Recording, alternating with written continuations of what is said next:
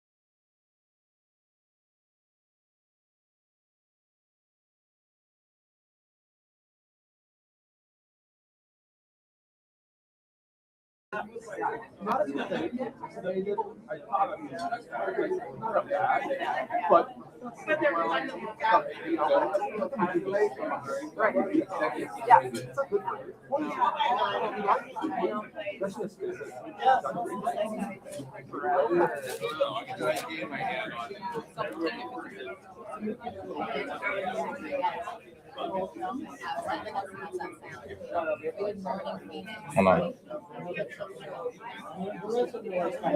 It's gonna pop in. You better hear it too.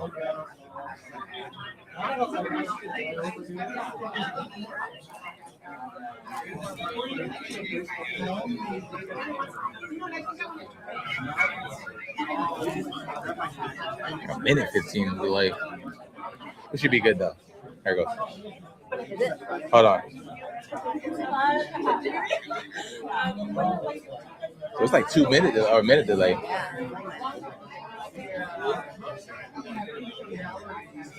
You're gonna hear your voice here soon.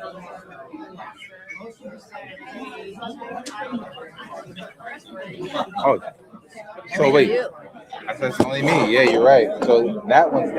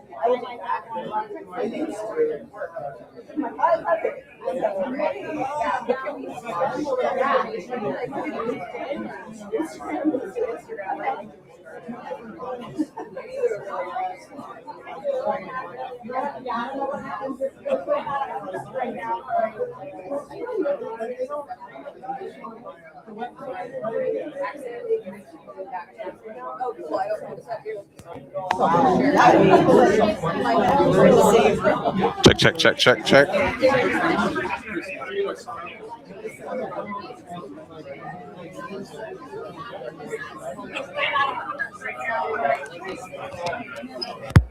One time. You stand up. All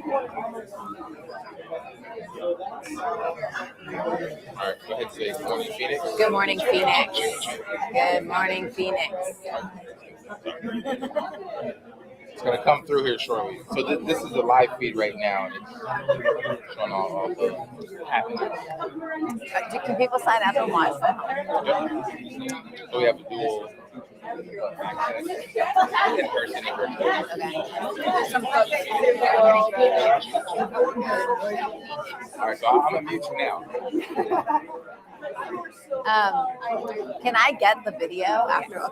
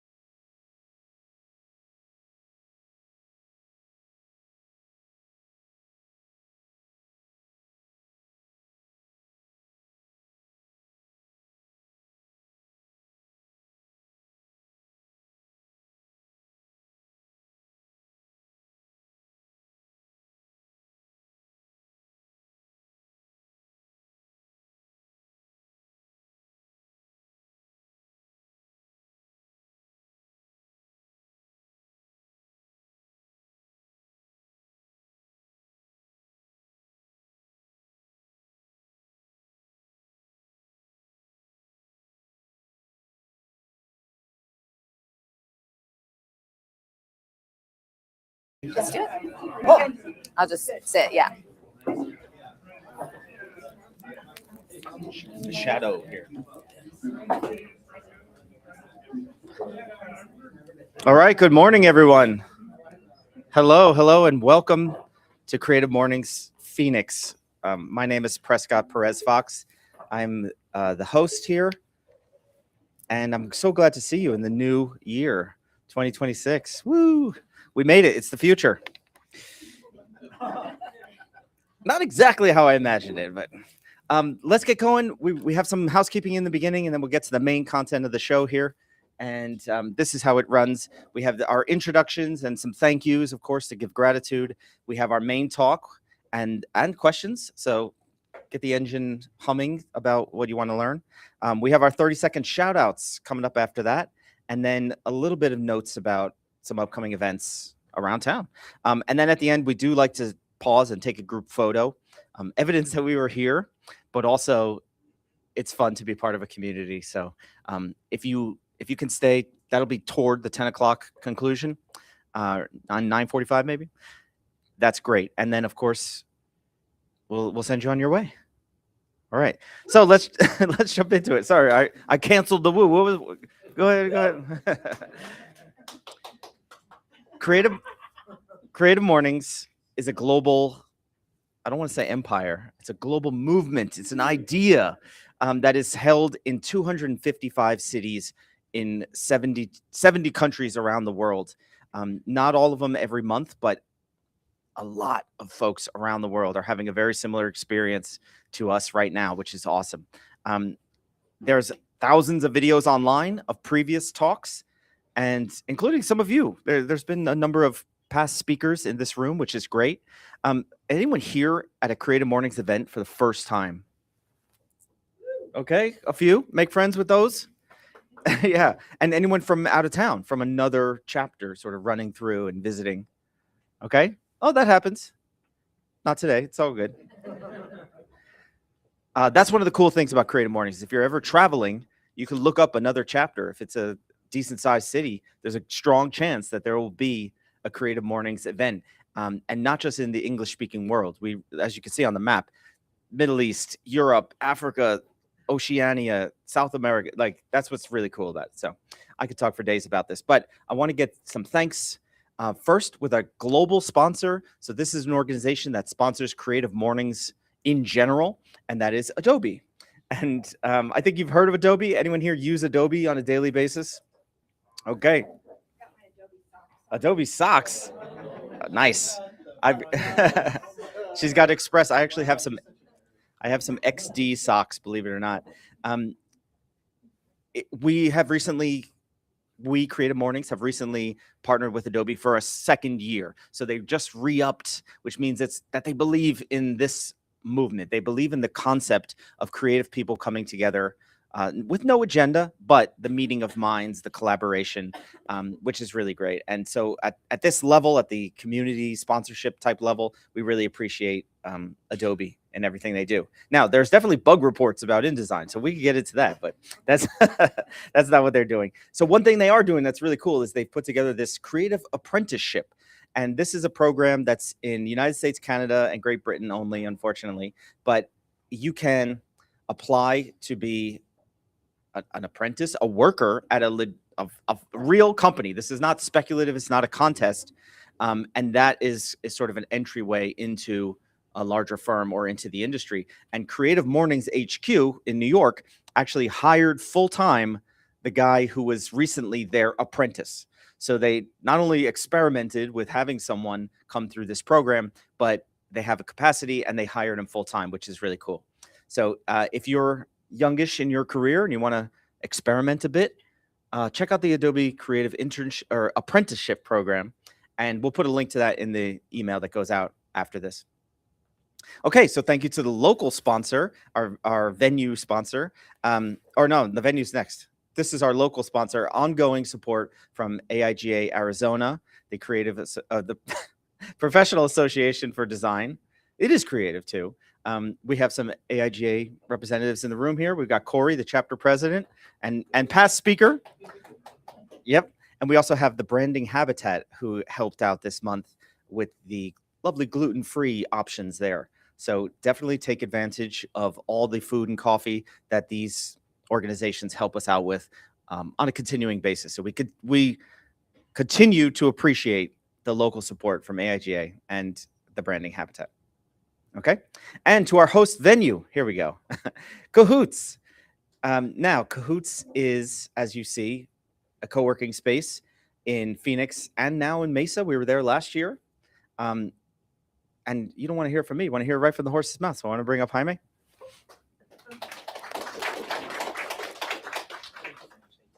Yeah. Well, good morning, everybody. My name is Jaime Munoz. I am now, as of January 1st, the new owner of Co+Hoots. I'm going to move out of the light, so just give me a quick second. So they actually, if you know Jenny, so the original founders, we have a sister company that they started in the middle of the pandemic, and that's what they're doing full time. They're also traveling out throughout Asia. They were there for the past year. They just went back, and so they were ready to pass the baton to somebody next. So that was me. Yeah. No, they're right now in the Philippines. But with that being said, we are a female-founded, minority-owned co-working space. We're the first ones in Phoenix to start co-working. We've been around now for 16 years, which is awesome. We have one here. We have one in downtown Mesa. And then we also oversee a really, really large project in Atlanta, Georgia as well, which is really cool. So I acquired all three of those things.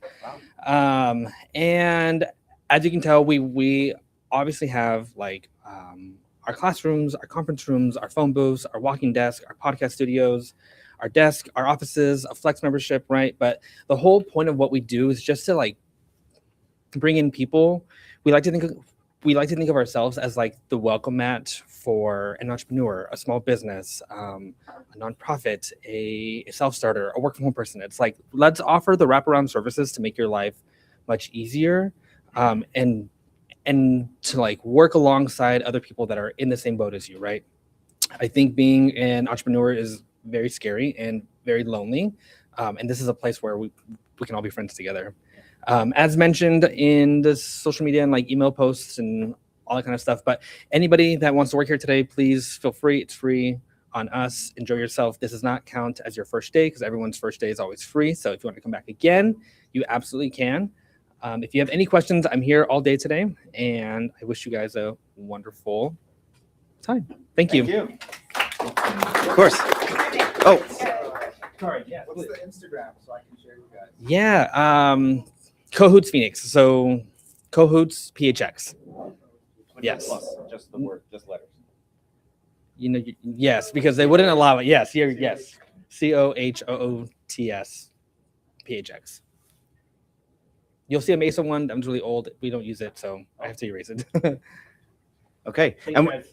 And we appreciate you because Creative Mornings has returned to this venue or to Mesa basically once a year for 4 or 5 years, at least that I can remember. So we could appreciate the continuing support of organizations like this. We love you guys too, so I appreciate that. Thank you guys. And thank you to our volunteers. We're still doing thank yous. To the volunteers who make the chapter possible, Jen, Claudia, Raquel, Madison, myself, Hillary, Erica, Heidi, Eddie, Muse, and Amelia. And what? Oh, yes, Jill filling in a photographer. I'm sorry, I didn't put you in there.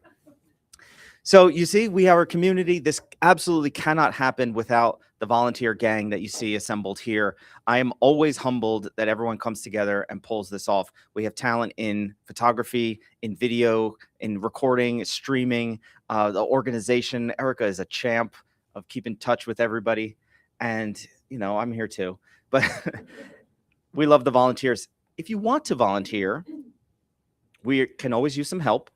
And there's a lot of categories, right? So this chapter and in all the other chapters as well, they're sort of what we make of it. You want to be a full-on multimedia outlet publishing, there's a blog, all this stuff. Like, well, do we have capacity for that? We need more volunteers. So if you're curious, you want to get some reps in, you want to start doing more video, more social media, you could join us and sort of practice a little bit with this organization or with this goal, right?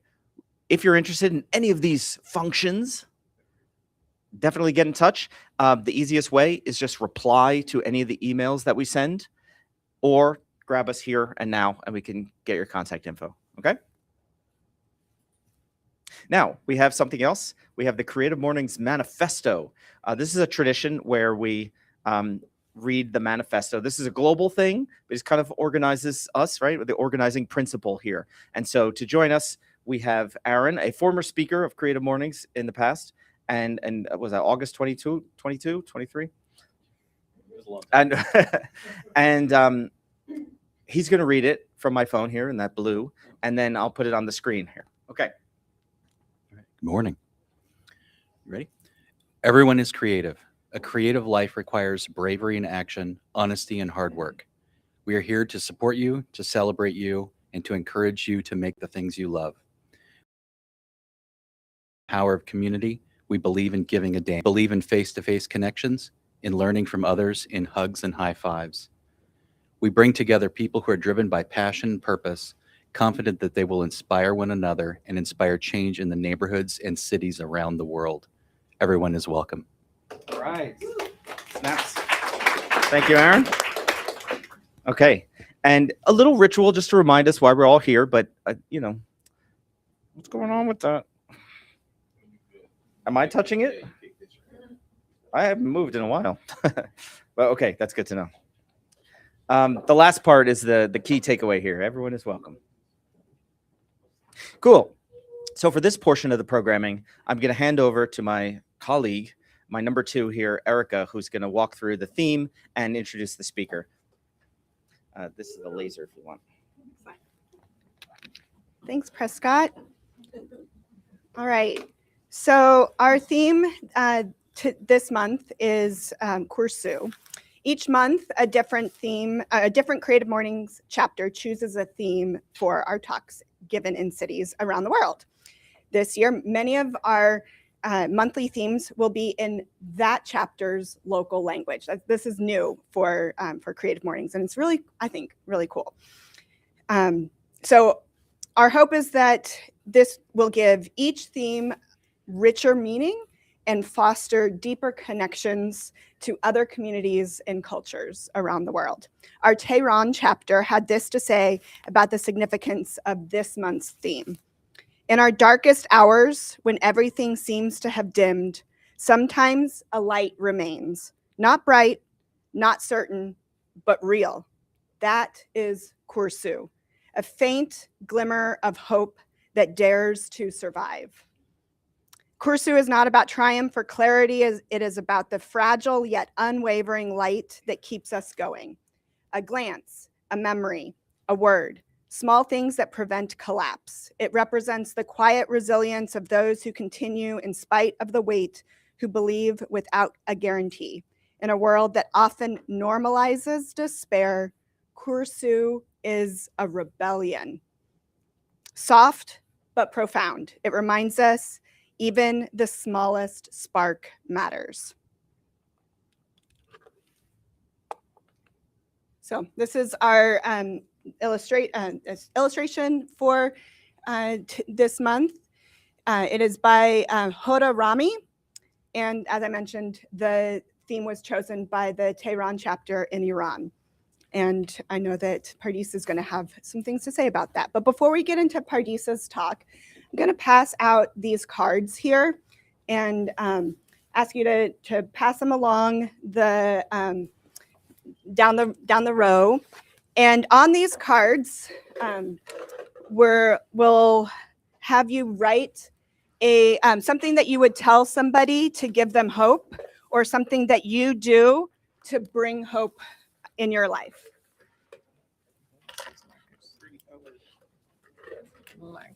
So that can be one word, it can be a phrase, it can be a quote from someplace, just something real quick. First thing that comes to mind. You don't have to be too esoteric about it, just something that could be a glimmer in your life.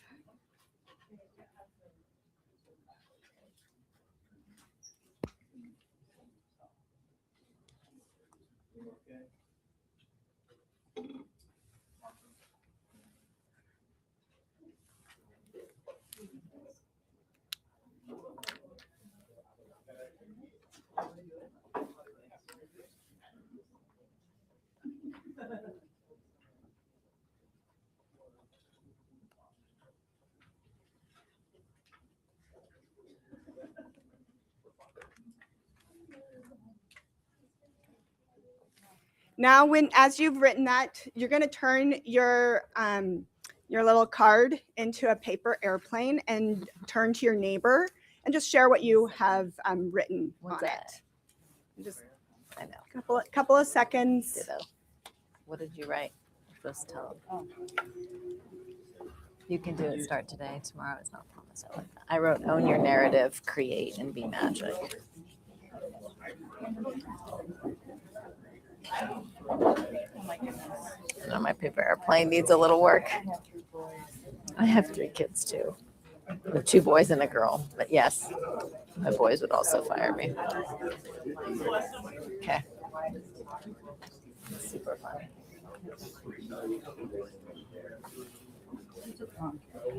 I like it. So mine's a Concorde.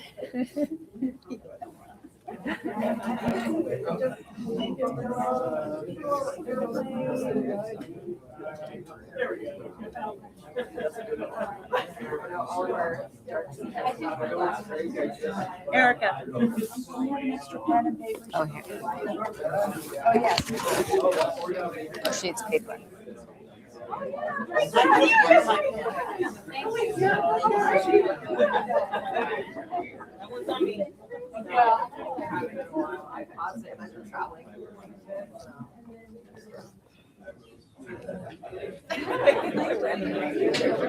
All right. So you've got your little paper airplanes. And we're going to, on the count of 3, we're going to count together. And then we're going to launch them across the room. And your moment of hope, you can launch it across the room, to the back of the room, to the front of the room. And trust that the message that attention. So on the count of 3, we'll all say 3. We'll all count together, and then on 3 launch it. This word. Yes, I'm the target. No, your message of hope is going to land where it needs to land. Just trust that, and you will get a message that you are intended to receive today. So, 1, 2, 3. Or so find a message and you can hold on to it for today. And if you didn't get one, I like this one. I like mine.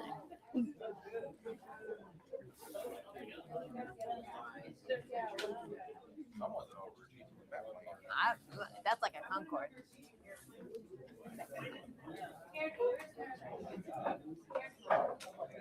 All right. Thanks, everybody. I hope that was a little levity, a little fun.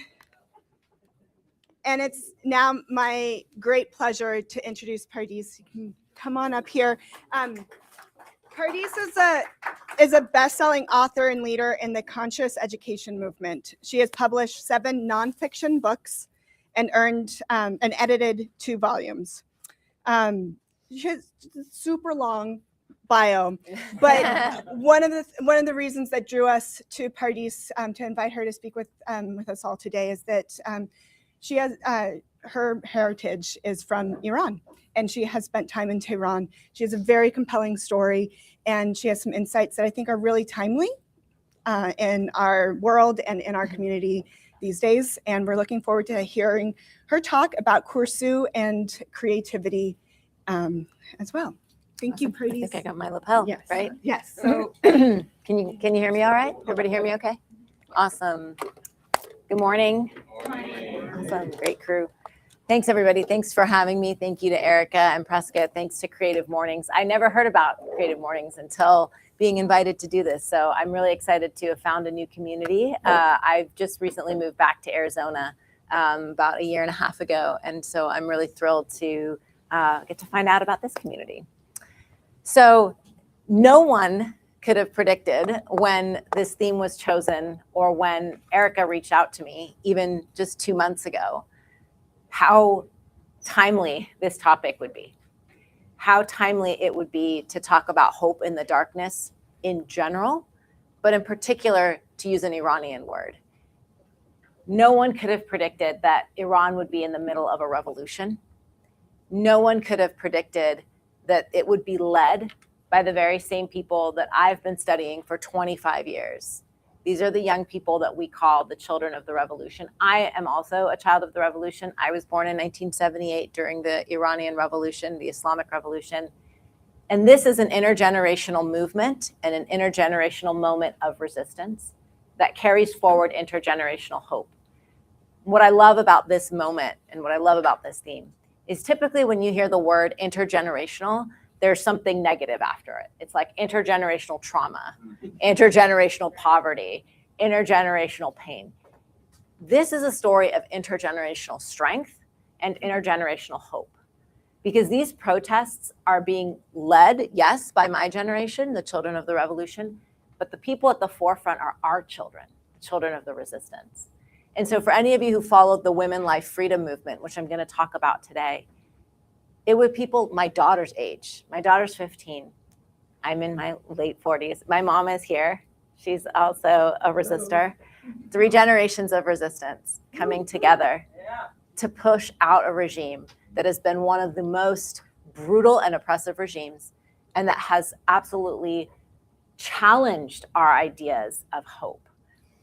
So when I was first thinking about this theme of Koorsoo, this idea of a glimmer of hope and this light that refuses to go out, it's typically used in Persian poetry in the context of the phrase Koorsoo umid, which is hope in the darkness, right?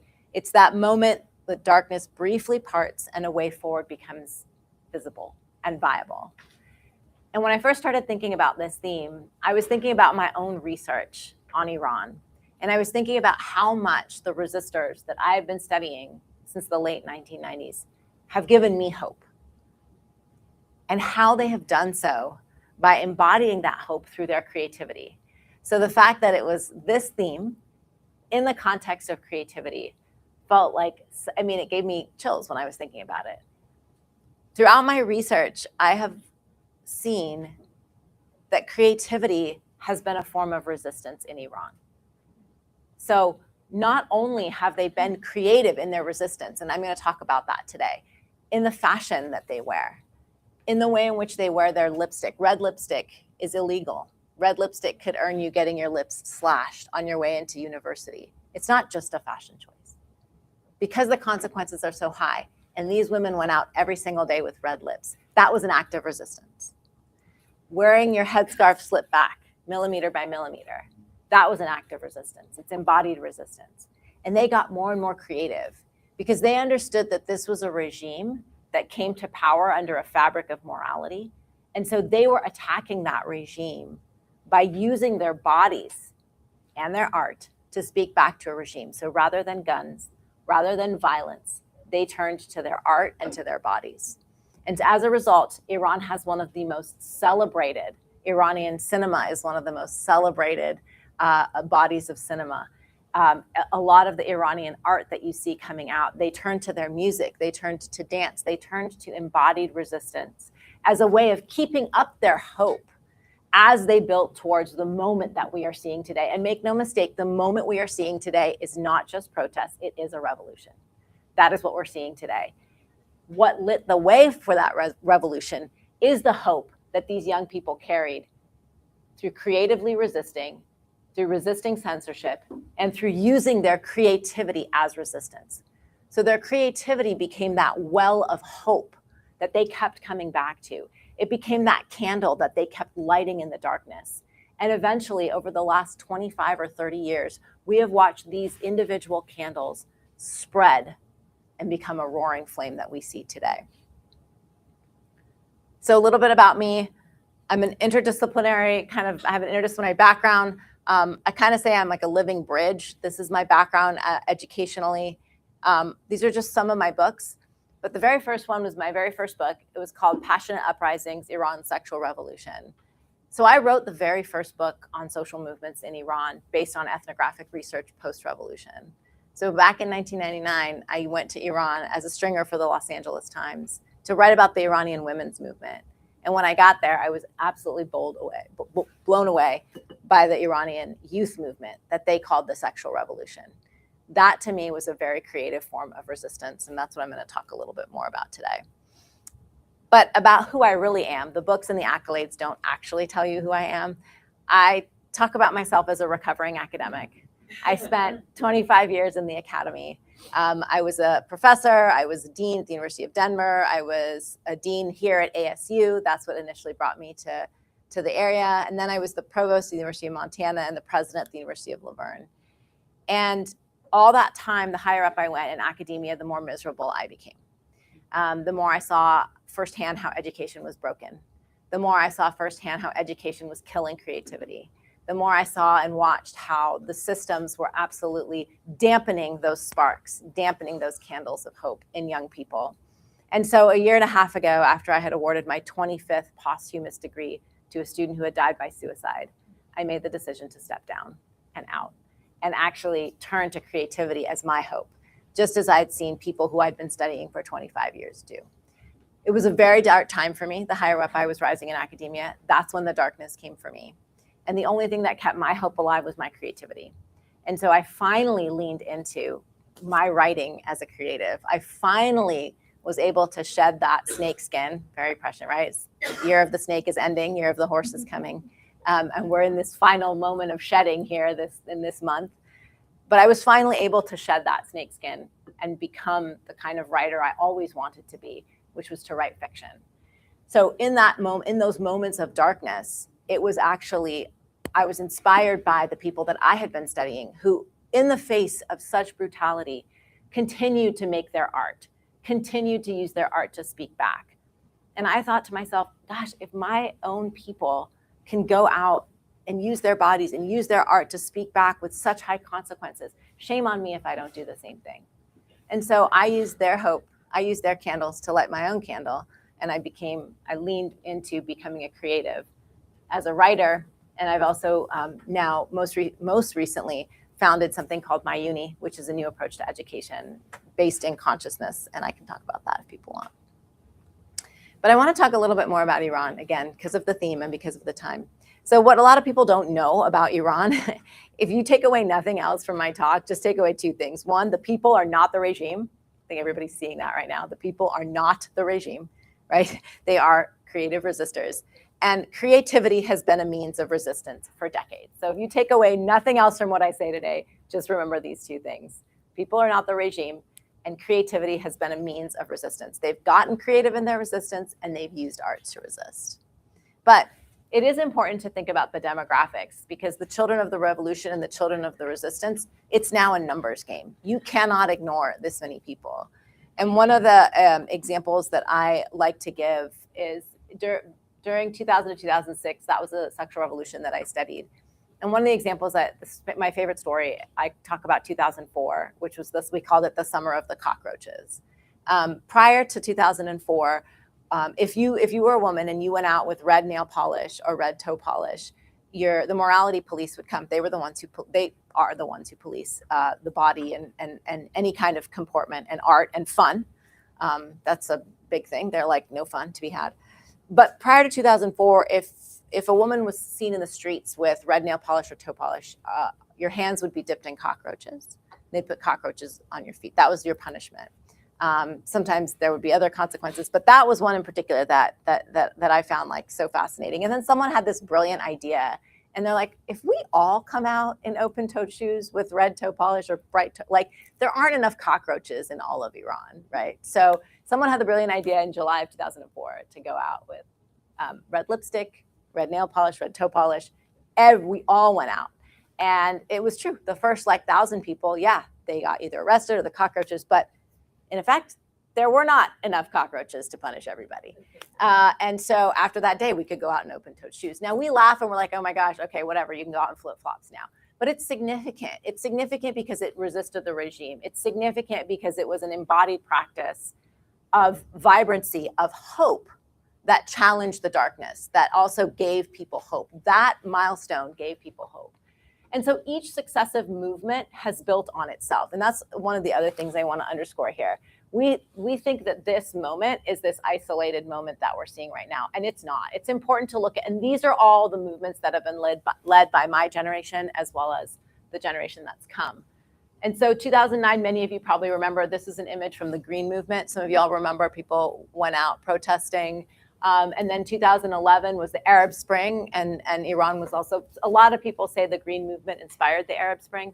2014 was a big movement called My Stealthy Freedom, where women took photographs and film of themselves without the headscarf in public places.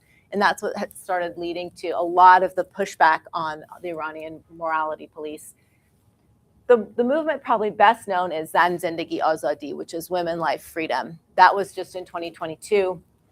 And that was ignited actually by the very, very tragic and brutal death of a young woman named Mahsa Jina Amini, who was taken in by the morality police for wearing red lipstick, the shade that I'm wearing today. And she was brutally, brutally beaten so much that she died in the hospital. So she died at the hands of the morality police. And that ignited a movement. That movement to me was really exciting because, again, it was led by 15-year-olds like my daughter's age, who would stand up in the classroom and tear up the books and tear up photographs of the Ayatollah. And that earned them the front cover of Time Magazine's People of the Year, were these young women, which then takes us, of course, to the moment that we're seeing today. So the sexual revolution, to me, was kind of the beginning of a lot of this. These were young people who were using their bodies to speak back to the regime. And even then, unemployment was at 60%, even though Iran has some of the highest literacy rate and the highest number of university graduates in the entire region. So they had over 70% of the population were university graduates, and yet the unemployment rate was roughly 30% when the sexual revolution started. Today, it's even worse. And so here you see people calling the regime to the carpet and telling them this is unacceptable. So just some examples for you all visually. This is how the regime asks that they should dress, right? Only showing the oval part of the face. That's technically what they're supposed to wear. This is more like how they do dress, right? And so you might be like, well, so what? You know what? She's wearing like an orange, this orange headscarf and a white outer coat. She would be arrested for that. Now, initially, when the regime first took power, and even in the 90s and early 2000s when I was doing my fieldwork. But this photograph was taken in 2006, towards the end of my fieldwork. And these women are just sitting in a cafe. And so we might look at it as like, okay, so they're sitting in a cafe, they still have a headscarf on. But you have to understand that they went from this to this, millimeter by millimeter, and every single millimeter that they gained, that was power. Every single moment that they pushed back, every bright color that they wore, colors also were signals. White was, you were a part of this particular women's resistance movement. Green is the reclaiming of spirituality, because there's a disagreement with the way the regime has taken God from people. Orange is another signal of a different group. So colors were even signals. And one of the examples that I use, people say, well, so what? So they have their hair showing, so what? Like, maybe that's just a fashion choice. And the example that I always use for my students was back in the 60s here in this country, rocking an afro would have gotten you arrested, okay? It's the same thing. People use their bodies to speak back creatively. So then it succeeded in capturing the attention of the state. It caused a pretty big discourse shift throughout, where people were able to comport their resistance. And I like this picture because it shows the intergenerationality of it. So these are women who were, like, at the time 20, and these are their moms, so these would be my mom's age. So the intergenerational nature of this movement and the fact that people were able to pull on that creative streak across generations is, I think, what makes it really salient. And that's what makes it different from a lot of the social movements that we have seen. And that's what I think makes it contagious. These are some images from my fieldwork. This is an underground dance class. So dance is illegal in Iran. However, you still saw young people having dance classes. And by the end of my fieldwork, people would, I'll show you a picture from some of the cars. They would actually just park their cars, block off the streets, and start dancing in the streets. And you see that now, too. Even in the midst of this bloody, bloody, bloody revolution. Make no mistake, 15,000 people have been killed in the last week alone. It's staggering. And even in the midst of that, people are still dancing. They still play music and they dance, because that is a form of hope. That is a form of resistance. That is a way for them of saying, you don't get to win our hearts or our minds. So these are like street parties. People will just turn the street into a party. Again, they could get arrested for this. She could have got arrested for red lipstick and she's dancing, which is illegal, but they're still doing it. That's that Koorsoo. That's that hope in the darkness. This is a very popular kind of the look of the rope. She's got her red lipstick on. So this is a university student. Their uniform says that they have to wear that. It's supposed to only show the oval of the face, but you see she has hers pushed back. She's got her Dior glasses on. She's got highlighted hair. This is a very significant, again, from the outside, you might say, well, she's just making a fashion choice. This is not just a fashion choice. This is a signal. This is a signal and this is resistance. You've also seen a very burgeoning underground music scene. Again, women are not allowed to sing or play many instruments. That's an instrument a woman is not supposed to play. Again, all of this is seen as sexualized, but they do. There's a very popular video that just started circulating this week of a group of female rappers in Tehran, and I can send it out to you. I mean, it's inspiring. They're like 16-year-olds, and they have put together this incredible rap song.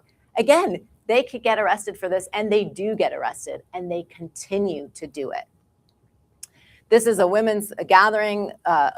They were supporting the Democratic candidate.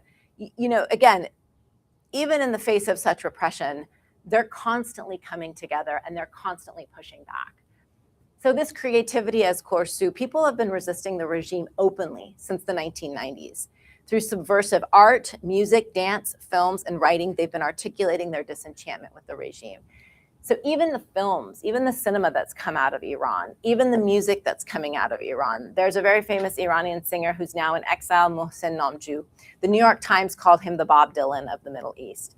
If you listen to the lyrics of their words, if you look at the films right now that are celebrated, the Iranian films that won the Cannes Film Festival, if you look at some of the art, some of the fashion I'm wearing, this is an Iranian artist who, so the long cloak was mandated a part of the uniform because you're supposed to hide the curvature, but they got really creative and they took these long cloaks, they made them more form-fitting, and they put Iranian poetry and scripture that's super resistant at the bottom. So they turned every single thing, everyday acts, every clothing, every song, every opportunity that they had, they used as an opportunity for hope. They use it to signal hope in the other person. So, you know, if you look at this photo, like this was not just about her taking a risk and coming to the university. This was her saying to somebody else who was walking into the university that day, don't give up.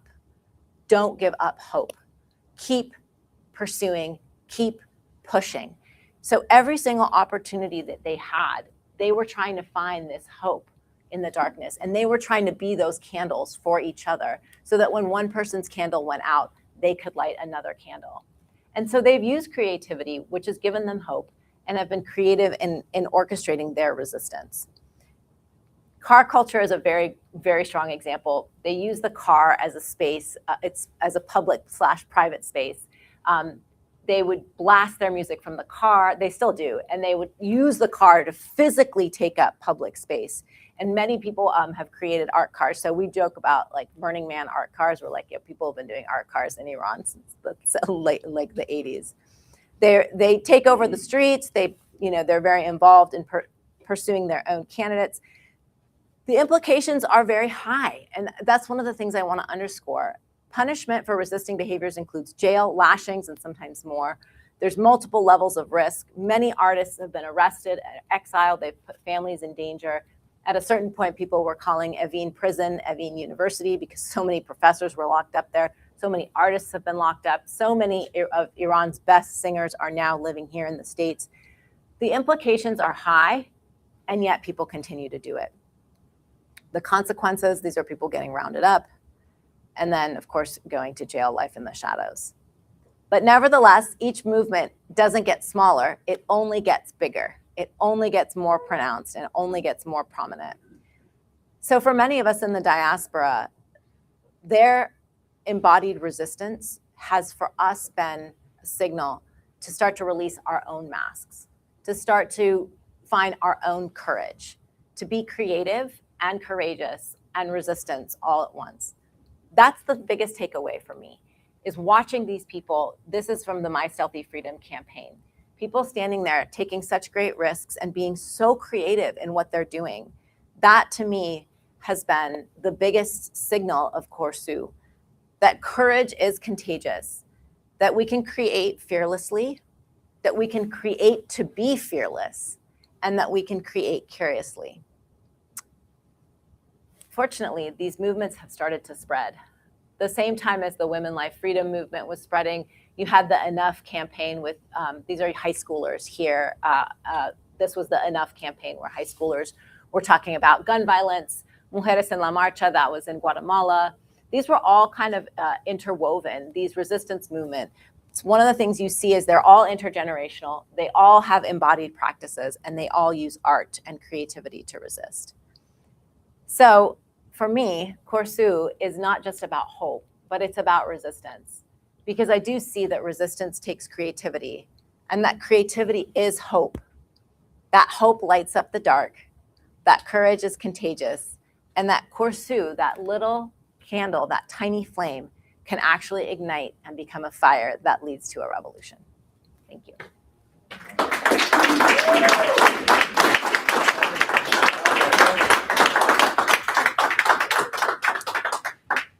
Thank you so much. We're going to have an opportunity for questions. As you think real quick about any questions that you might have for Pardis, I'll bring the mic to you. Can you share with us the latest update from Iran that you mentioned? This morning, yeah. So some of you probably saw that last night President Trump tweeted, I guess as he does, that he's sending an armada over to Iran. Now, it's unclear exactly where that stands at the moment, but it is, people have been following that there is United States military presence that is evidently on its way over there. So we're not sure what that's going to look like. It's also an interesting moment because Venezuela happened not that long ago. And most of you, including myself, were not alive in 1953. But 1953 was the year that there was a CIA-backed coup in Iran and also in Guatemala, and Venezuela was involved. And so 72 years later, this is like a repeat of history. So the fact that Venezuela happened the way it did just 2 weeks ago set a lot of things into motion. And I think now we're just uncertain as to what's coming next. So that's the latest, is that there is an armada, is what he's calling it, an armada on its way over there. Yeah. Yeah. So this theme is very timely. Very timely. But it also applies, it's global, but it also applies to our own life. So do we have any questions? All right. Thank you so much. This is such an amazing topic, and it's so important. I think we're all pretty floored by it. My wife, when she was younger, she was like 15, she got to spend time in Nice, and some of her friends there when she was going to the American Academy were Persian. Yeah. And so she got to hear firsthand some of these stories as far back as that. So my question that I have is, after hearing the creativity portion of it, it's so deep and it's just so rich.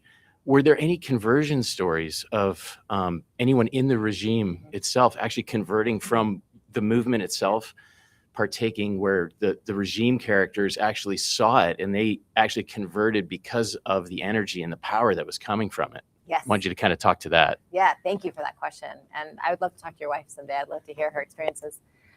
Yes, there were many, many, many examples of that. And one of the things I wrote about in my book was that when I first started doing the field work in like 2000, I read about this episode where like the morality police is coming, and we're like, oh my God, everybody, get away and hide under the car and all the things. And we did.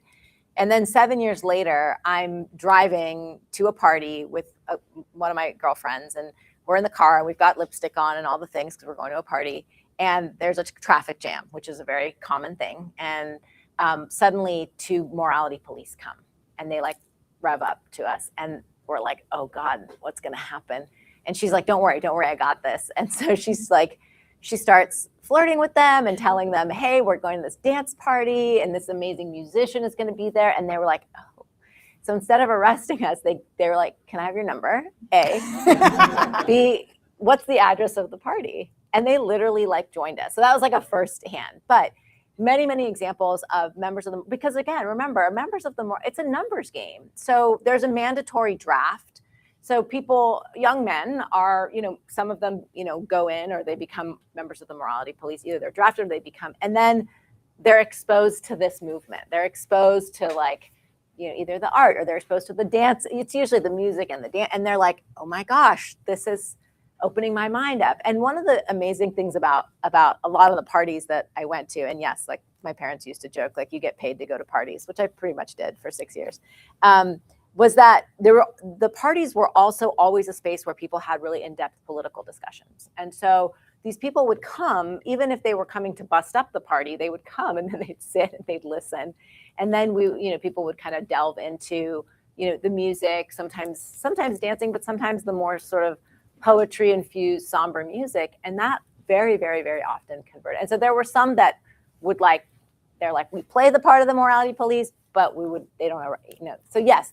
And what we're seeing today is really, really important because this movement started, interestingly, in the bazaar, which is in the merchant class, which they were the ones that ushered in the Islamists in the 70s. So the fact that they have turned, the fact that they have flipped against the regime means that this has gone so far and wide. When I first started doing this work, it was like, well, people were like, well, yeah, that's, those are people who are secular and they live in the capital and they're cosmopolitan.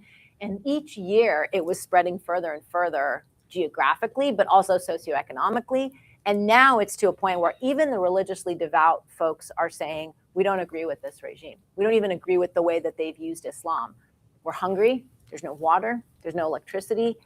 There's no infrastructure. The banks have collapsed. Something has to be done. So this is like a conversion story. Yeah. Yeah, thanks for everything you're sharing. Yeah, I was curious about how with this whole situation is kind of this blend of politics and religion, and the way the government is sort of weaponizing religion against its own people. In your experience, are people who are revolting, are they rejecting the religion of Islam, or are they sort of like reclaiming it or changing it to fit their new life?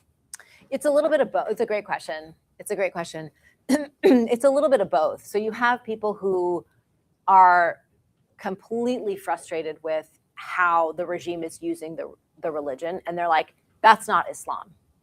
We reject that. And then you have people who are saying, no, we're actually going to reclaim our version of spirituality. You've seen a rise in popularity in like Sufism, which is a mystic sect of Islam, right? The whirling dervishes. You're seeing a rise of people using religion to ask the deeper questions. There was a big, I wrote about, about 10 years ago, I wrote about the Islamic feminist movement. People are like, what do you mean if you're Islamic? Isn't that an oxymoron? I'm like, no, they would not say that. So these were people who were using reinterpretations of the Quran to say, actually, it can be feminist. So you have that, and then you have people who are like, I want nothing to do with religion. If religion is this, unemployment, I'm starving, you as the regime, you spend more time. Like one of the stories I tell in my book is, I quote a young man, and he said, this is a regime that even though we have unemployment and traffic and food issues, they sat around thinking about, there's a law in the books in Iran, and the law says, if there's an earthquake and a man from an upstairs apartment falls into a woman from a downstairs apartment and she gets pregnant, that child is not a bastard. And it's like, so y'all sat around and thought of that scenario, which how would that ever happen? And then codified that and made that law. So y'all spent your time doing that rather than solving our unemployment problem. You're so focused on this version of Islam. What about the part of Islam that says, be good to your people? So you have people who are like, I want nothing to do with Islam, if that's what it's about. And then you have people who are like, no, my relationship with God is my relationship with God. So I think you can see it kind of both ways. Okay. Last question, because we're tight for time. I'll be around. Actually, you kind of stole my question, but yeah, I guess I was just going to comment on that's essentially what's happened in America is like, and I'm post evangelical, and it was this I guess I have no words this morning, but like progression of going from like, no, I got to find a way to marry both, to like be secular but also have my faith, and then to also is atheism just another form of faith, and that's why it's very similar is that what's happening. And then there are some women that are able to walk around without any of the headpieces, or so it was law. Whether you were religious or not, whether you were Jewish, atheist or not, it was law that you had to wear the headscarf. So this wasn't a choice. Because of this resistance and because of the diligence of these movements, now like that, getting the veil removed, it's so overdetermined, but the fact that it got removed is a significant step, so that it's now a choice. If people choose to wear it, okay, but it shouldn't. People argued this shouldn't be mandatory. You know, you shouldn't tell me what I can. Like, if I want to wear a form-fitting outer coat, I should be able to. I shouldn't have to wear a baggy like tent like the photo I showed you. That was what was required, and that's what everybody looked like when I first started this 25, 26 years ago. Now the streets look really different, and the fact that they look different is a testament to the success of these movements. And we have to close questions because we want to be on time, but Pardis will be around, so please do continue conversation. And I have a feeling that Jeremy's going to want to look at your outfit here, because he's our fashionista as well. And thank you very much. Thanks, everybody. Thank you.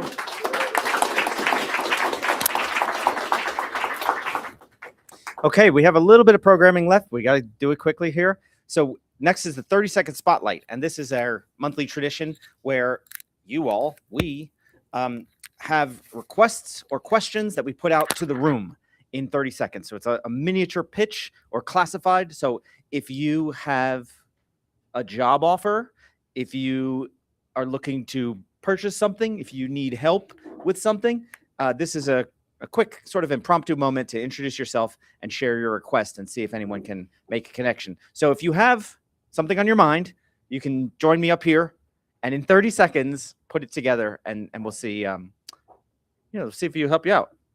And the same thing online. If anyone has something they need to share, Raquel, you have something. Okay. So I have a conference. It's a business conference for WordPress professionals, so people who make money off of WordPress. And that is actually happening. The first one happened last year in April, and the next one's happening this April. And it's actually here in town. It's in Tempe. It's at Tempe Mission Palms. So the website is just pressconf.events. And I'm here, so if anyone has any questions, it's a really cool niche conference. Really like sort of game-changing, like mastermind. No talks are recorded, because we want everyone up on the stage to drop the mic and ruffle feathers and inspire and challenge. So it's not like a typical tech conference. So if anyone has any further questions, I'm here, but pressconf.events. All right. Thank you. Are you writing that down, by the way? Okay. If anyone has something, make sure you get with us after the show and we'll write it down real quick. Okay? Including Raquel, because no one can remember that all. Does anyone else have one? Mike, you'll have one? Is it about Type Thursday? Okay, don't worry, I got you. Yeah. Okay, I have one in the meantime, if anyone else wants to come up and prepare. The Oscars nominees just came out. Did anyone see that? You read the list? Okay, every year I try, don't always succeed, to watch every movie. Only a few of them are actually available on streaming on Netflix and Amazon, whatever. So that means going to the cinema like a caveman. But so if anyone wants to go to the movies in the next 8 weeks or so and try and knock down that list, let me know. We'll get together on a Saturday morning, sneak some bagels in, and make it happen. Okay? So that's my 30-second pitch. Anything else, or should we move on? Okay, no problem. I've got some events that didn't make the list. Oh, is it in the events? Okay, let me get through. That's the next section. Coming up around town, we have a few things. Type Thursday is coming up January 29th. It is a Thursday. Type Thursday is actually run by Michael, who's in the back there. Raise your hand real quick. This is one of our sister organizations, I guess you could say. Fellow creatives in town get together and talk about mainly typography, graphic design, branding, animation, calligraphy, things that are type related. So it's a little bit niche. That's coming up on Thursday. It's available to register at that QR code. And if you have deep questions, you could talk to Michael, and we'll put a link to this in the wrap-up email as well. And then next month, we have Adobe Create Now. Now, Adobe, Adobe does this event periodically that moves around cities. It's always a little different, but when they come to town, it is a shindig. Like, this is huge. And it's going to be downtown on Jackson. You know that venue? They were there last year. They always have an amazing spread of food. Last year they had, like, you know, one of those guys carving meat, you know what I'm talking about? Like the roast beef guys. And prizes, giveaways. It's a big event. You can get socks. Socks, yeah. They have a sock cannon that they like. No. This one in particular is not the sort of reality show contest version like they had last year. It is going to be a little bit more presentation. So there is going to be 3 or 4 local artists and folks from Adobe talking about their creations, their projects, and also some software and products coming up. So it is a little bit more of like audience stage kind of thing, but there's plenty of room to mix and mingle. And we are sort of partnering with them in this. So you will see it on our social, and we're going to do our best to spread the news. But it's free to attend. And I'm telling you, if you like bagels and coffee, wait till you see everything that they have put out. And it's going to be after work on February 11th. Okay. And Erica, you have something else here? All right, tomorrow is the Scottsdale. Oh, keep stepping on the cord. The Scottsdale Book Festival is tomorrow from 10 a.m. to 5 p.m. at the Scottsdale Civic Center. And so that might be something cool to check out. And if you are a writer, Phoenix Oasis Press recently relaunched their website, and there's a whole bunch of events geared towards writers. One thing that I've done a few times is joined their Wednesday night pop in and write virtual writing sessions. And those are real great. If there's a project that you're looking to work on, I used it as a time to work on a presentation, and you just join.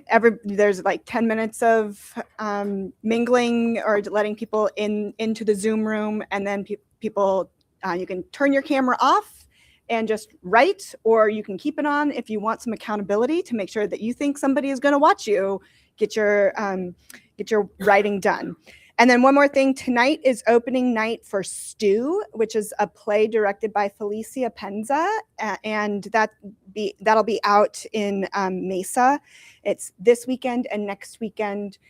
She's been to Creative Mornings events before, so we want to support her. She's directing that play, so check it out. Okay.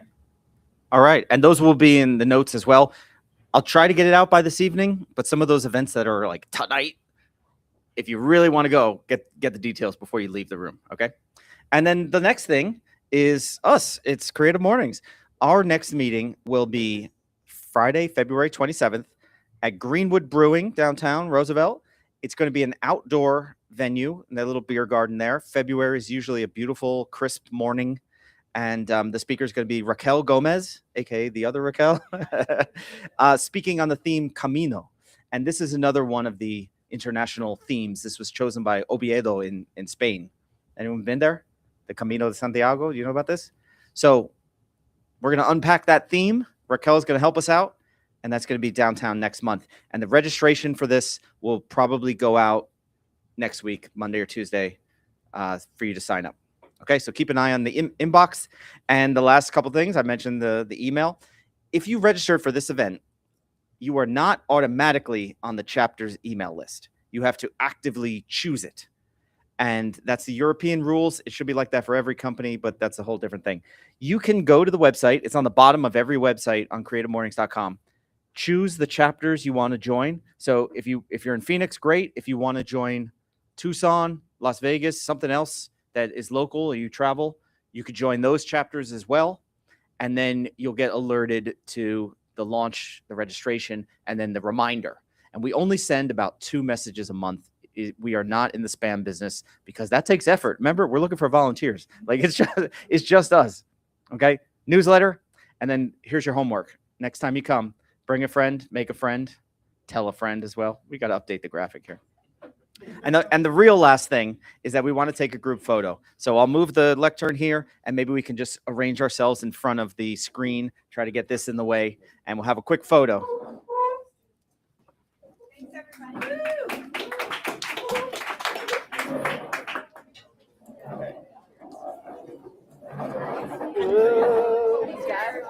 Okay, it's like sort of on wheels. That's really cool though.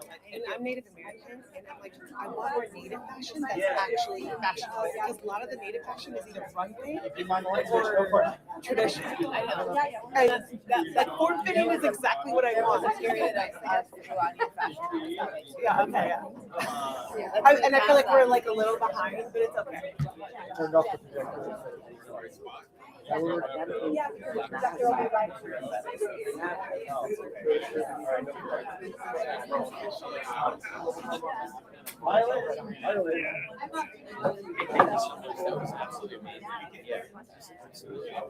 Brilliant.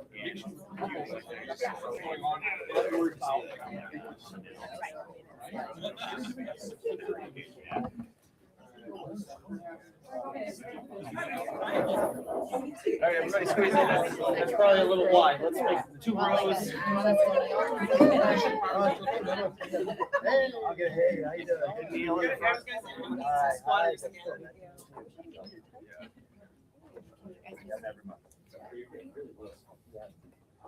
doing? These old knees. Oh, yeah. Oh boy. Yeah. Missing 2. Perfect. Do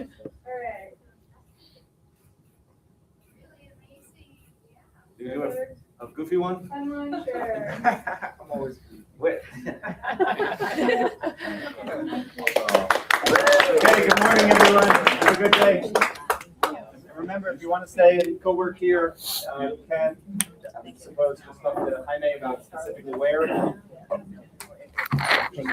Of course. Nice to meet you. That's awesome. Yeah. Now that I think about it, America has a brick. I have never made that connection. Well, thanks for coming. I will share that with you. Yes.